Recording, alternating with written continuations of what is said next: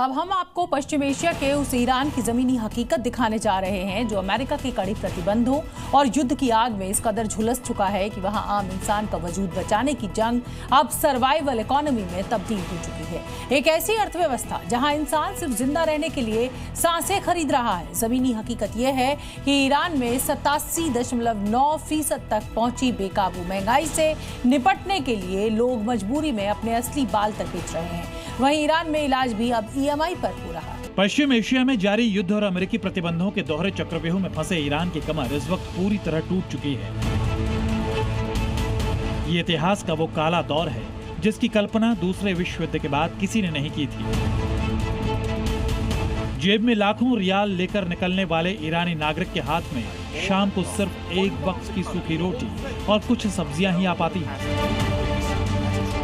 इस कदर टूटी अर्थव्यवस्था ने मिडिल क्लास को सीधे गरीबी रेखा के नीचे धकेल दिया है। स्टैटिस्टिकल सेंटर ऑफ ईरान की ताजा रिपोर्ट ने पूरी दुनिया को हिलाकर रख दिया है।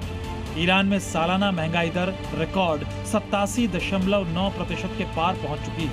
ईरान की राष्ट्रीय मुद्रा रियाल अब सिर्फ रद्दी का टुकड़ा बनकर रह गई है। साल 2015 में जिस एक अमेरिकी डॉलर की कीमत 32,000 रियाल थी, आज वो डॉलर ईरान के ब्लैक मार्केट में 17 लाख यानी 1.7 बिलियन रियाल के पार बिक रही है। लेकिन कहानी सिर्फ पैसों के टूटने की नहीं है। इस आर्थिक तबाही ने इंसान के आत्मसम्मान को भी बाजार में लाकर खड़ा कर दिया है। तेहरान और मशहद जैसे बड़े शहरों से जो तस्वीरें आ रही हैं, वो किसी का भी कलेजा चीरने के लिए काफी है। ईरान की ऑनलाइन क्लासिफाइड साइट्स पर इन दिनों विज्ञापनों की बाढ़ आई हुई है, लेकिन ये विज्ञापन किसी गाड़ी या मकान के नहीं है। ईरान की मजबूर माएं और छोटी बच्चियां घर का चूल्हा जलाने के लिए अपने असली लंबे बाल ऑनलाइन बेच रही हैं।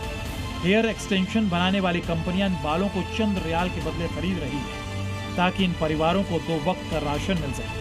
भूख का आलम यह है कि लोग अपने घरों में बची खाली परफ्यूम की बोतलें, इस्तेमाल किए जा चुके पुराने फटे जूते और कपड़े तक ऑनलाइन बेचने को मजबूर हैं। जिनके पास पढ़ने के लिए लैपटॉप है, वो अपनी पढ़ाई छोड़कर चंद पैसों के लिए उसे दैनिक किराए पर दे रहे हैं।